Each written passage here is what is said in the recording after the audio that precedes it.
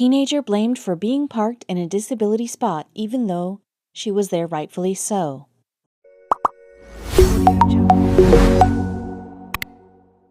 Yasmin Swift was just going out to a pub to catch up with a friend.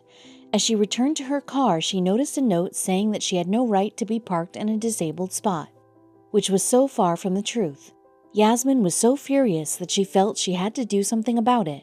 This is a story about a girl who suffers from an invisible disease that's more devastating than you can imagine. Yasmin Swift was just another teenager who had just graduated from high school and started working at a hair salon.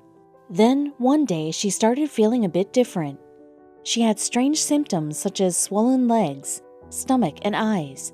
Her first thought was that it was probably due to allergies, but actually it was something way worse than that. Yasmin thought, as most people would think, that the swollen body was a reaction to some form of allergy. She then logically tried to prevent it with counter medications for stopping, or at least soothing, the allergy symptoms. Soon she realized that the medications were not helping. On the contrary, her state began to deteriorate even worse, because now she also felt exhaustion and shortness of breath. Yasmin's mom was very worried about Yasmin, and she was pushing her to go visit a doctor from the very first symptom. Since the symptoms did not seem too scary to Yasmin, she decided to first try and figure it out on her own. Since the medication she thought would help did not do anything positive for her body, she knew it was time to take her mother's advice and go pay a visit to a doctor. When Yasmin finally listened to her mom's advice and went to the doctor, things took an unexpected turn. The doctor thought she was exhausted and that she needed some time off. So after visiting the doctor, she took the advice to relax a bit and reduce stress.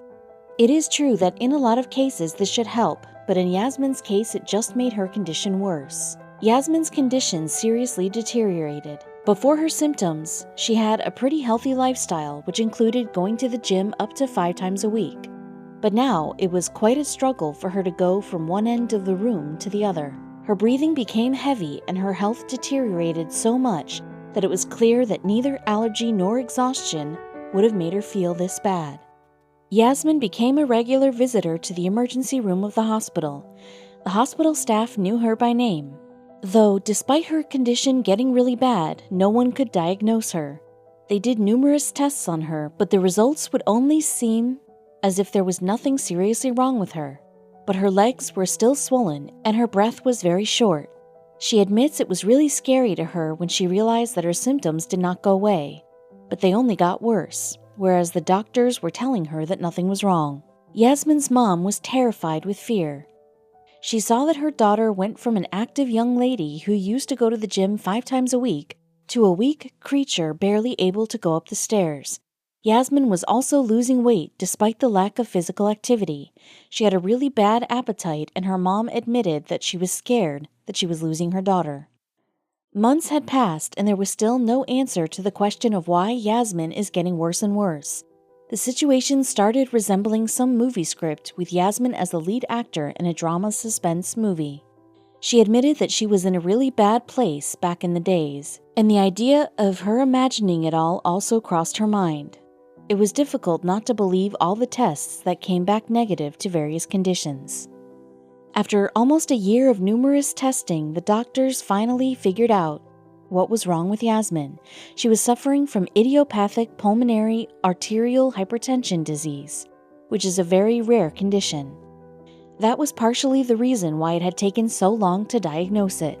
Yasmin said that at the moment of finding out the diagnosis, she felt a bit relieved, since after a year of the countless tests, she had finally gotten an answer.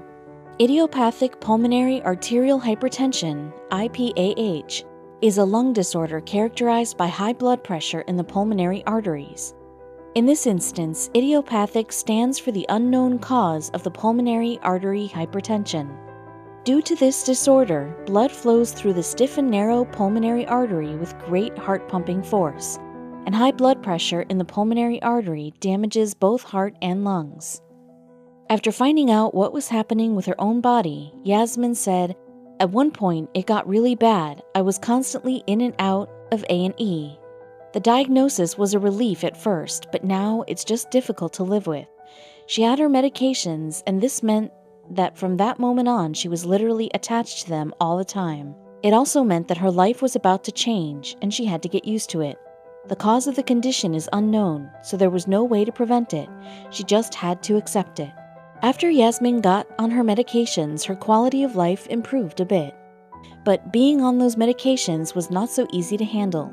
Yasmin had an intravenous drip attached to herself all the time, even when showering and sleeping. The drip had a pump which helped the medication circulate her body and lower the pressure her heart created in the artery. Yasmin had to prepare the cassette of medications every 48 hours. She and her mom are the only ones in Kent who were trained how to do this properly. At first, it took Yasmin about 1 hour to prepare cassettes, but later on she managed to reduce this time to 45 minutes per each. Sometimes her mom prepared them because it was exhausting for Yasmin to do it all the time, but she had always attached them to her own body, since she simply didn't want to be reliant on other people too much. In one of the posts, Yasmin explained how it was for her when she started taking the medications. She felt really annoyed for being reliant on numerous tablets, humorously mentioning Viagra as one of them.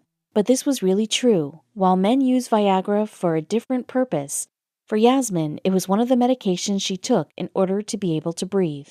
Taking the medications gave her the opportunity to continue with her life, and Yasmin was really grateful for it. But taking so many different kinds of tablets made her feel a number of side effects such as headaches, sickness, water retention, and facial flushing. She also often had puffy face, legs, stomach, and back. She also explained that most of the day she had headaches and felt as if she had a hangover. Before she found out about her condition, Yasmin had a pretty active social life. She used to like going to festivals, spending time with her friends, going out. But she said that if whenever she decided to go out, she would really feel bad for the next 3 days. She knew it was important to have normality in her life, but everything had to be adjusted. I don't want people to act differently with me, she said, but be mindful that I can't do the things that I used to be able to do, and I walk a lot slower. When she found out that the pump would be attached to her 24/7, and that this meant that she wouldn't be able to go swimming anymore, she felt really sad about it. She had also dreamt of swimming with dolphins, and this was no longer an option for her once the IV was attached to her. Luckily for her, she could arrange a trip to Portugal before having the IV line fitted. As for her swimming with dolphins, she wrote, "This was the most perfect day, even more so knowing I won't be able to experience this again." Yasmin had been dealing with her condition for a year before she was diagnosed. When she finally realized what was going on inside of her body, her perspective on life changed. She knew she wasn't apt to do everything she used to, but she learned to cherish every day she wakes up alive, and she was determined to continue living her life as normally as she could. Since she was determined to continue with her life as normally as she could, despite the pump being attached to her all the time, one night she decided to go out with one of her friends. It was July 19, 2018, and after parking her car in disability parking lot and putting her blue disability placard on the mirror, she headed to the pub. Little did she know that her parking at the spot would change her life forever. After leaving the pub, Yasmin headed back to her car only to find a note that was very disturbing for this young lady with a serious heart and lung condition. All of her friends and family knew what she had gone through and what she was still going through, but it seemed like the strangers judged her for looking normal. The note that Yasmin found attached to her windshield said that she was parked illegally at the spot and that she was not disabled. It also said that this person would inform the authorities about this illegal act. Yasmin felt furious. She knew she had to do something about it, but she also knew she couldn't talk it out with the person who wrote it, since the note was anonymous. Yasmin decided that this case should not go unnoticed. So she took a picture of the note and posted it on Facebook. She wanted to speak out against the injustice being committed against her for looking normal. The note made it clear to her that people are quick to judge and just see her as young and healthy, when in reality she has a debilitating illness. She decided to write back to the anonymous person who left the note on her Facebook account. She wrote, "To the person in Tenterden who wrote this lovely message on my car last night, just because I look well doesn't mean I am well. Do not judge me. You have no idea what strength it takes to wake up every day and battle with my own body. If you would like to give me your heart and lungs, I would happily go back to my old life. Not all disability is visible." Yasmin's post went viral. people started commenting on it and sharing it. She couldn't believe the support she received from everybody. People congratulated her on her brave act of speaking out. Also, she had tons of supportive comments regarding her condition. She said that she couldn't even read through all the comments, but she was really happy that her post showed how sympathetic people were. Yasmin said that if she had had the opportunity to speak to the person who left the note, she would have said not to judge. The fact that she wasn't in a wheelchair did not mean that she was not entitled to be parked in a disability spot. On one hand, she would like to have the opportunity to speak to this person, but on the other, she wouldn't like to waste her words on a person who was so judgmental. This was not the first time someone had an issue with Yasmin parking in a disabled spot. She had experienced people approaching her car and interrogating her about her condition, trying to figure out why she was parked there. Sometimes these encounters left Yasmin in tears, and sometimes she experienced panic attacks. The anonymous writer was still different than any of the encounters Yasmin had before. The sheer fact that they were anonymous made Yasmin so angry. It is one thing to be curious and even to look, but it is quite different to have the nerve to write about it, threaten to inform the authorities, and then leave a message without any way of tracking you. It is a cowardly act. Writing the post and receiving all the positivity out of it made Yasmin think about going one step further. She realized that her voice could be heard, and she also knew that she was only one of 100,000 patients in the UK with the same condition as her own. Those people were probably going through similar situations as she did, and now she saw a chance to raise people's awareness about invisible diseases. In the following Yasmin posts, as well as the interviews, she tried to talk about her condition more openly. She wanted to reveal the bits that people did not see. She showed what a trouble it was to live with a pump and IV, and how the cassettes of medication were prepared in another post. She explained how it is to sleep with oxygen, explaining that it was so noisy that she had to wear earplugs for it. Yasmin's family has always been there for her, but this time her sister Nicole took the concept of caring for her to a whole new level. Since the treatment of her condition, along with the costs for doctors and hospitals, was emotionally but also financially exhausting, Nicole decided to take some action regarding raising funds for Yasmin, while also spreading the word about PH. The initial idea was to raise £800 for her sister's treatment, but soon Nicole was really surprised with the positive response this fundraising had. People donated in total £1,770. Nicole and Yasmin saw this as a great opportunity to help others. Half of the money was used for the initial idea, which was to finance Yasmin's medical treatment. The other half was given to the British charity supporting patients with idiopathic primary pulmonary hypertension. Since the first fundraiser went better than they expected, they decided to throw some other events for raising awareness about this invisible disease, but also to help those in need. They started off with a family fundraiser at a barbecue event, again thrown by Nicole. But there was also the family's lifelong friend, Sarah Ward, who ran the Brighton Marathon to raise funds for Yasmin and PH charity. In October 2018, just 3 months after the incident with the note on her car, Yasmin decided to create a new Instagram account dedicated to raising awareness about the invisible illness. She felt people were not sympathetic enough about any condition that was not physically visible, and she was determined to spread awareness. Yasmin was a bit apprehensive about how the page would be perceived, but in October she felt that the time was right for such an action. Even though the idea of the page was very serious, she saw it as a positive page, where she would have tips and lend help to anyone with PH, or share her or other people's experiences. The page was targeted at people with any kind of invisible illness, such as anxiety, depression, mental illness, or those who were simply having a hard time. In one of the posts, Yasmin explained how important the support she has from her friends and family is. Thanks to her mom, sister, and her loving boyfriend, it was easier for her to go through the hard times she had experienced. Their unconditional love and support helped her go through all the steps of her condition, from the first symptoms to the diagnosis and therapy, which included many bad side effects. Her loved ones indeed mean a lot to Yasmin, but when it comes to dealing with any kind of serious illness, she claims that self-love is crucial. Anything that anyone can do to make oneself feel better, such as candles, long baths, positive pictures, or quotes around the room, might help a lot. so she emphasized their importance to her followers. After a year of determining what was wrong with her body, Yasmin shared on her Instagram account a long post on the importance of never backing down, too.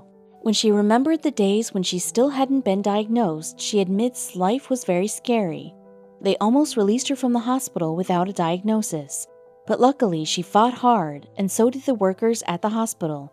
And in November 2018, she expressed how happy and grateful she was for handling it all for a year already. Mandy, Yasmin's mom, celebrated her birthday with her daughter, who was feeling a lot better in 2018 than on her birthday in 2017. Medications were doing their job, and the girls could go out and celebrate Mandy's birthday relieved in a way, especially if they looked back at the same time previous year. After this, Yasmin's next birthday was approaching, and everybody was so excited. One day in December, Yasmin felt swollen again. She was admitted to the hospital again to get rid of extra fluid gathered in her lungs. She had a feeling, though, that she wouldn't be celebrating her birthday the way she expected. Luckily for her, she was released after 5 days, on Saturday. Unfortunately, on Sunday she woke up from her sleep only to find that her whole body was cold, her lips were blue, and she was shivering. Her mom had to call an ambulance immediately. When the ambulance came, they determined that Yasmin had a high fever and that her oxygen level was too low, only 88%, whereas the ideal level is 95%. They took her to the hospital for additional tests. She felt devastated again. She did not like going back to the hospital so often, especially since she religiously took her medications, and she did everything she was told to do. Before her 20th birthday, Yasmin had a feeling she wouldn't celebrate it as planned, especially after spending 5 days at a hospital in order to reduce fluids from her body. Unfortunately, she was right. After being readmitted to the hospital, she had to spend more time for the tests. She, just like most people, did not like hospitals, but it seemed to be the place where she would celebrate her 20th birthday, so she had to accept it. After numerous tests, Yasmin got informed that her medications did not do enough for her and her body. This was a shock for Yasmin. She knew how hard it was for her to accept the therapy, but she somehow got used to it, only to find out after about 6 months that it was not good enough for her. Some people with her condition use the therapies for years, but unfortunately this was not Yasmin's case. After the tests, the doctor realized that the water in Yasmin's body started to gather in her lungs and heart as well. Her kidneys also showed sign of a struggle. All of this meant that her body couldn't cope with it all, and they had to go to Plan B, which was a transplant. Yasmin was gutted to hear this. She was also told that her clock is ticking and that at that moment she has about 2 months to live without a transplant. She needs a heart and double lung transplant. But if her heart would shrink back down from medications, maybe just a double lung transplant would be necessary. It was January 7th, and Yasmin was supposed to sign the transplant papers. She waited to see the surgeon, who would give her details before signing. But even during the waiting time, Yasmin was more apprehensive than usual. Everything was happening for real at the moment, and there was no turning back. When Yasmin and her mom started talking to the surgeon, she told them that due to new medications that Yasmin reacted well to, she did not need a heart transplant, but only double lung. This was good news because finding a match for both organs was a lot more difficult. Also, the hospital had done 50 double lung transplants and only 1 heart and lung transplant. Yasmin is a person who likes to know all the details before doing something. But with the transplant paper, she didn't know what to ask. She already got so much information on lung transplants, waiting lists, donor organs, the operation, long-term care, drugs and side effects, and chronic rejections. Doctors had questions for her as well, regarding donating her organs to research, choosing the lungs by herself, or letting the doctors decide. She signed the papers, feeling a bit rushed through it. On the following day, Yasmin got a call that she was active on the list.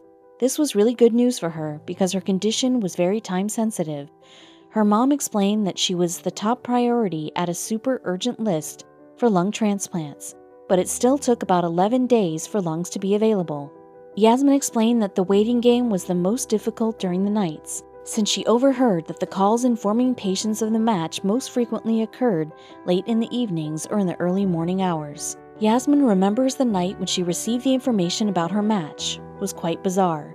She was on the super urgent lung transplant list for 17 days then. She couldn't stop smiling at the doctor who gave her information at 9:45 p.m. The information was scheduled at 5 a.m., so she had a lot of time to kill until then. Yasmin's closest friends and family had always been there for her, and on the day of the operation was no exception. It was strange for her to look at them and wonder if she would ever see them again. The most difficult part for her was kissing her family goodbye and going through the theater door. The operation occurred on February 2nd, and fortunately, everything went fine. The post-op period was yet to come, and Yasmin knew it would not be easy. Despite it all, she was determined to share her journey with her followers, explaining all the steps of the recovery, such as the first endeavors to stand up, eat soup for the first time, talk, go up and down the stairs. She knew her posts meant a lot to so many people, and she did not want to give up on them. Yasmin has always emphasized how grateful she is to the donor. It felt surreal to her that someone else saved her life. She believes it is so sad that so many people pass away for not being able to get a good match. Yasmin and her family wish more people sign the registry. Yasmin's mom said, out of her own experience, that if people had a family member in Yasmin's shoes, they would truly understand the importance of it. The post-op period went really well for Yasmin. Her heart echo after only 1 month showed that her heart shrank back to normal size. The more time passed, the better Yasmin felt, and now she is feeling really great in her body with a new pair of lungs, which she cherishes and takes good care of. In July 2019, Yasmin got an invitation to the official opening of Royal Pepworth Hospital, where her double lung transplant surgery was performed. She was about to meet the Queen, and it was really exciting. But there was one more person who she got to meet that day, and she was even more excited about him than meeting the Queen. This was Pedro Catarino, the surgeon who performed the surgery on Yasmin, and thanks to him, she can now have a normal life. She was incredibly grateful to meet this person and thank him for the amazing job he did with her new set of lungs. Yasmin has been recovering and going back to her life before the disease. She is hitting the gym more often, and she enjoys music festivals every once in a while. Her story moved so many people, and she remains an inspiration to anyone with any form of invisible illness. It is not easy for a 20-year-old to go through everything this young lady did, but she has always had a positive outlook on life, and nothing ever changed that. Congratulations to this beautiful and strong young lady.